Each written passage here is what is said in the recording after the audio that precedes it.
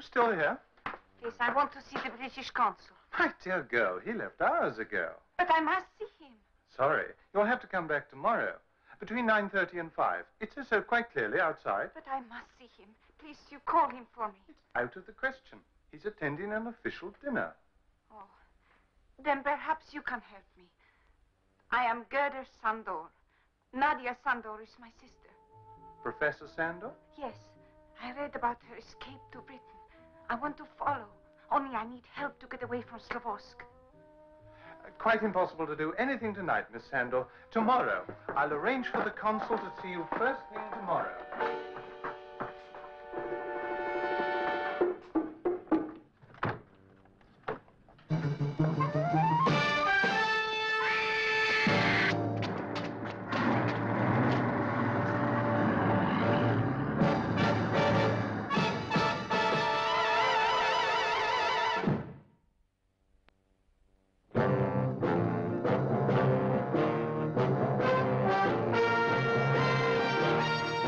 Every government has its Secret Service branch.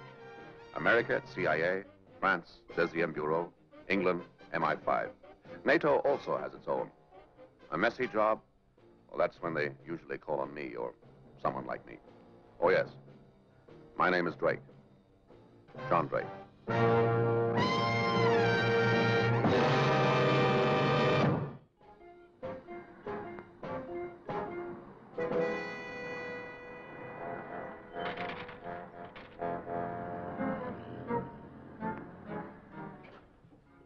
Come in, Drake. Oh. Well.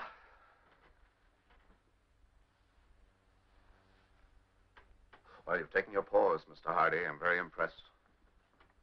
You know, you telephoned me in New York. Your voice on the phone was marked urgent. Now, the flight over here to London, to say the least of it, was only mildly entertaining. Oh, no, come on, Mr. Hardy. Be kind to a depressed pilgrim.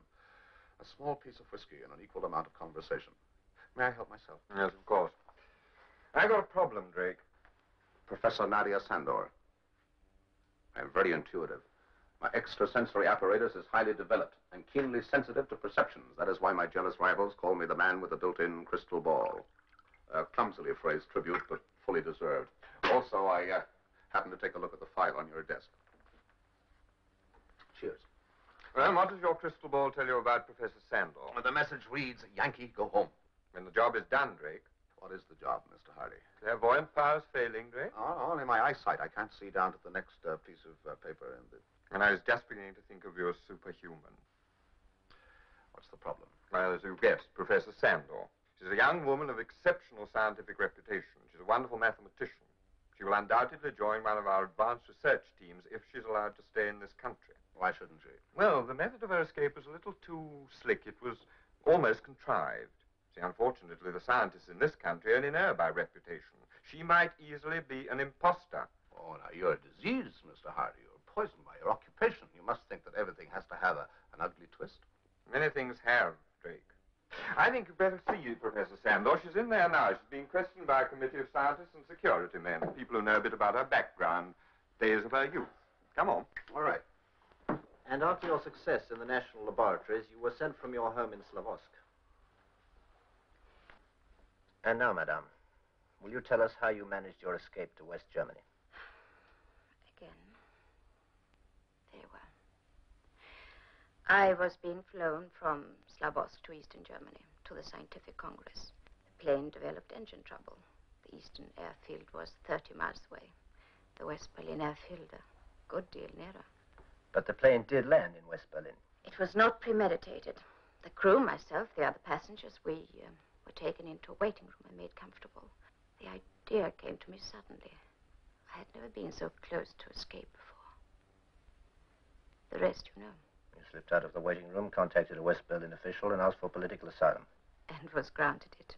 And I have to thank you all for this. Professor Sandor, you're sure there was no complicity between you and the pilot of the plane? None. But if he had approached me, I would have agreed immediately. Are you aware that this engine failure was found later to be just a simple petrol block? Yes, I have been told this. Can you explain why they chose to land at an alien airfield when a few more minutes in the air would have cleared the trouble? I am not a pilot. Professor Sandor, your family, would you mind telling us something about them? My family. My mother was killed during the war in Slavosk. My father was killed during the uprising. You have a sister? I had a sister. She was only 9 years old when I was taken from Slavosk. I've never seen her since. I have given up hope. For me, she died many years ago. You are wrong, Professor Sandor. She's still alive.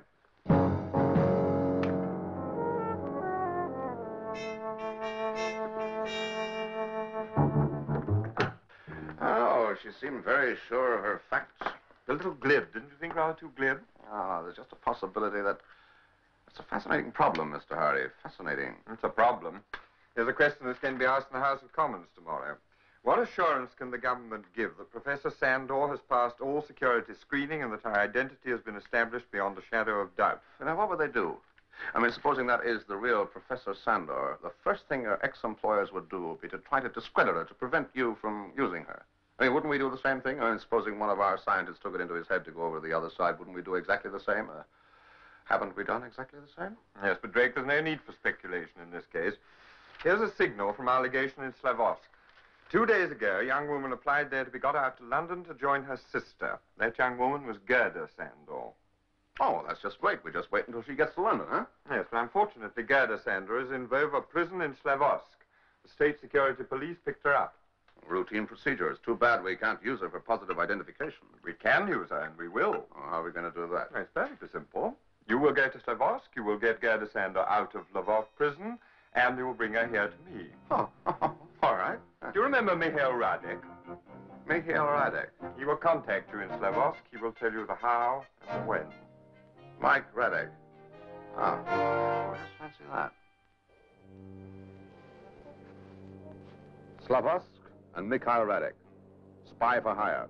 Sometimes saboteur. Constant provocateur. Services available to both East and West. Hates nobody, loves everybody. Ready to kiss or kill, if the price is right.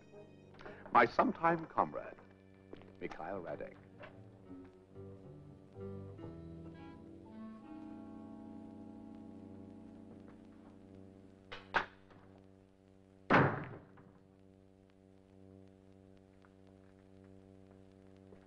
Oh, Mike, what have you been up to? I am never up to anything. I am here and there. East and West. Who pays best? You're a scoundrel, Mike. But lovable. At heart, I think I'm an idealist. Oh, really? What do you believe in, Mike Radek? I believe in the philosophy Of hard cash. but without pain, without bloodshed, just for fun. And for your pocket. I think the rich must help to feed the poor a little bit. I don't think you love me anymore, Drake.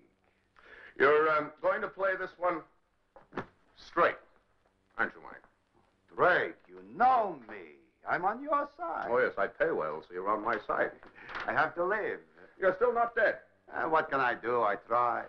And now my poor old mother's deathbed prophecy begins to worry me. I will end my days on the gallows. My poor old mother. Poor old mother. Now I feel better. No, Mike, we have a problem here. The problem, to get Gerda Sandor out of the Vova prison and take her to London. Correct? Correct.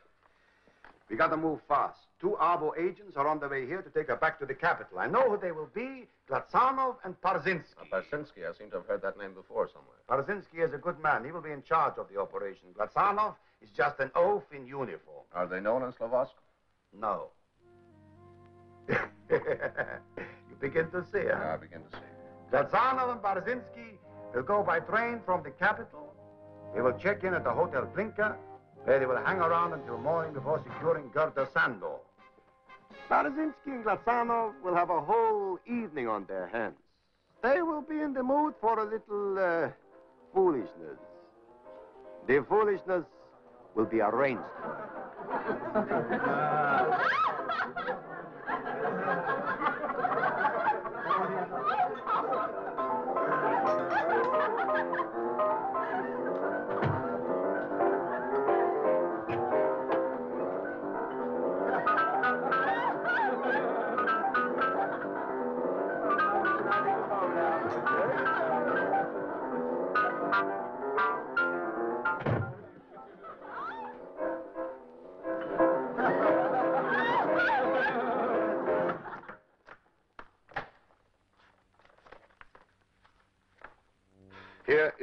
Police order. 3 copies.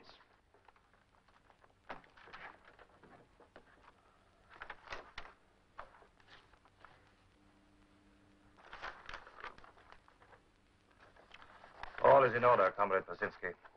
Now, if you will please sign the receipt that I have delivered to you the person of Gerda Sandor. Of course, Comrade Nagor.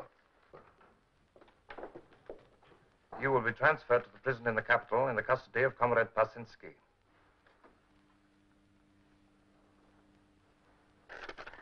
Thank you, Comrade Nagor. It's a pleasure, Comrade. My very best wishes to Comrade Kosevsky. Of course. Take her to the car.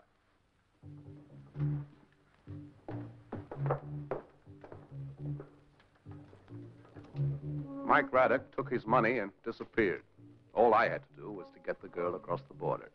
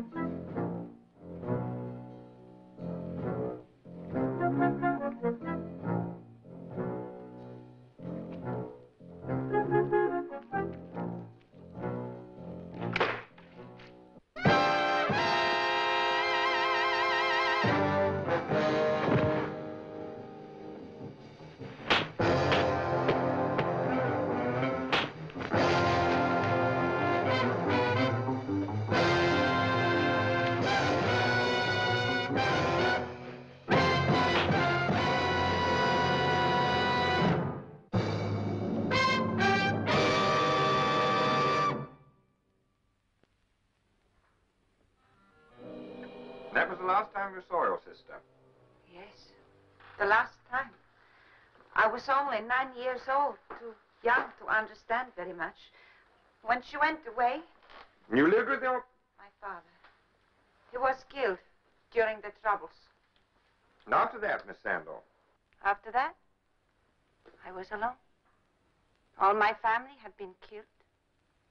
I was alone. You made no effort to find your sister. When Nadia went away, she was never spoken about in our house.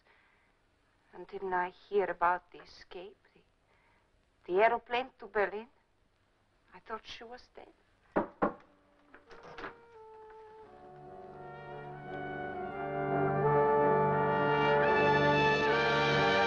Nadia? Gerda. My dear. Oh, my dear. I expect you two would like to be alone together. Yes, please. Well, allow me. This way, please.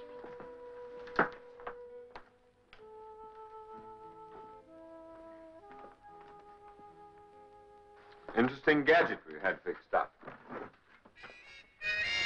yes, Mr. Hardy, I have seen them before in the most unexpected places. A kind of mechanized peeping Tom. I didn't know where you were. If you were alive or dead. I tried to write to find you so many times. There'll be happier days for us, like in Ile. Ile? Yes, you remember. How we used to go to the brook. It was behind the house. And how we used to swim out to the raft together. But Nadia, I don't remember.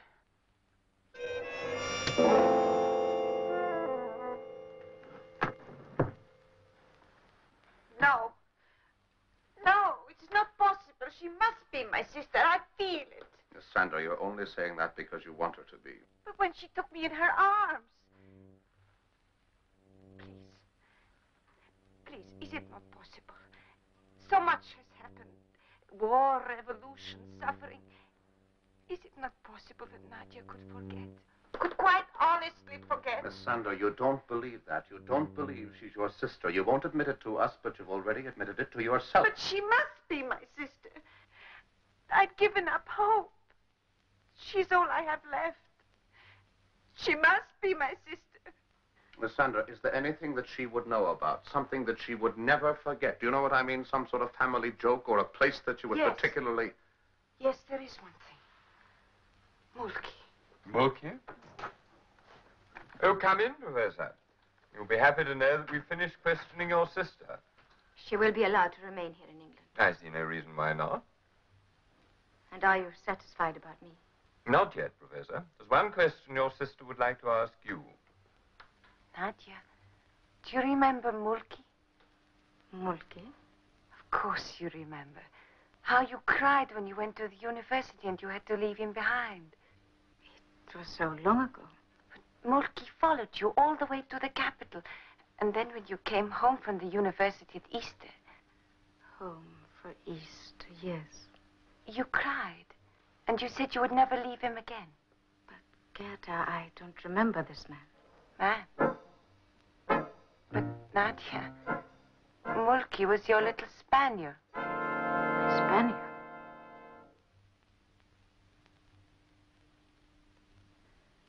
Who is this woman? She's lying. Trying to track me. She is not my sister. That is now quite evident.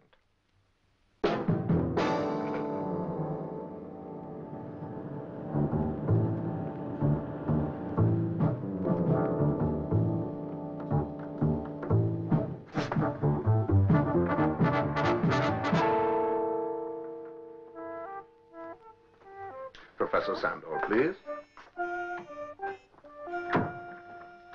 I'm sorry to inflict even more questioning upon you, but I do assure you that I'm not trying to trick you or to trap you, but merely to find out the truth. Truth, freedom, justice. How glibly we use those words. Is she your sister? I longed for her to be my sister. But is she your sister? No. And yet when you came into the office, you accepted her. You embraced her. And she embraced me. Ah, yes, but she was a mere child the last time that she saw her sister. And my sister was a mere child when I saw her last. You don't remember your dog, Mulki? There never was a dog, Mulki. Do you remember Professor Lautner? Lautner? Yes, Heinz Lautner. He used to be an instructor at the university. He's now in London. He says he remembers Nadia Sandor very well. Would you like to meet him? I never heard of Heinz Lautner. Did you know that Mr. Hardy is arranging to have you deported? Why doesn't he arrange to send us both back, this Gerda and me, and see which one they will punish?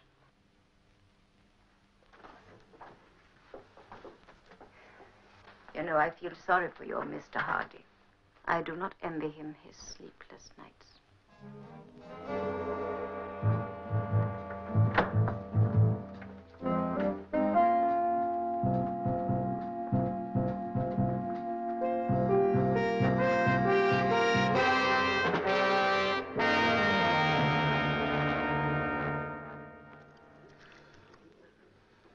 Thank you very much. What will happen to her? Oh, she'll be deported.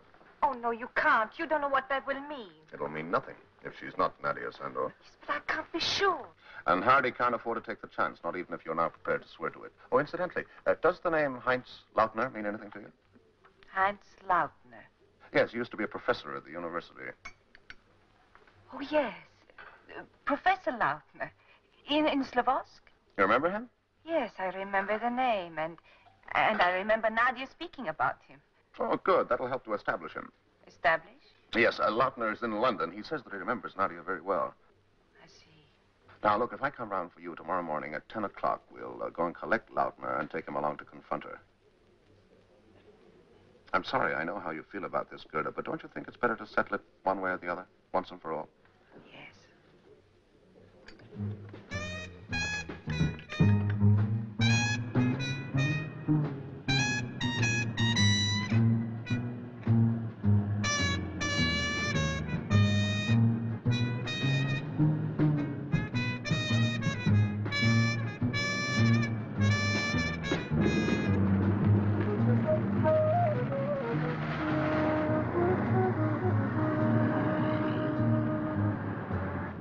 What you said last night, you were quite right. It's better to be settled once and for all. Yes.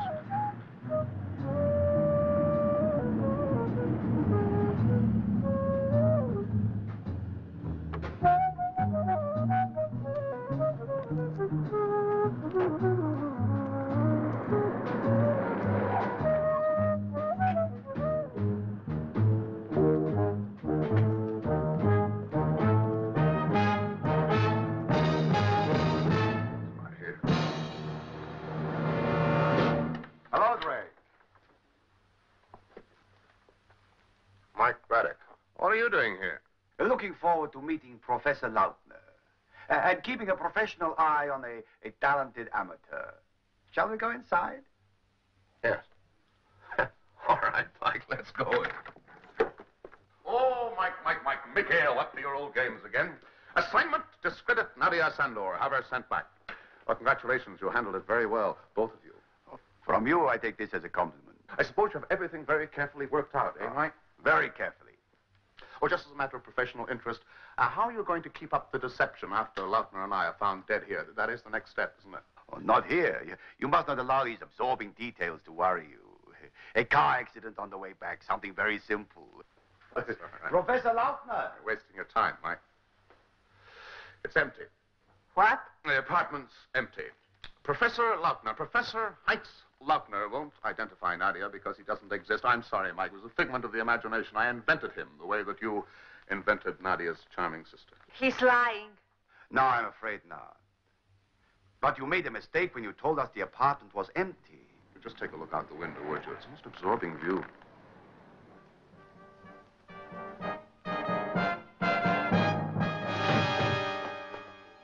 The police.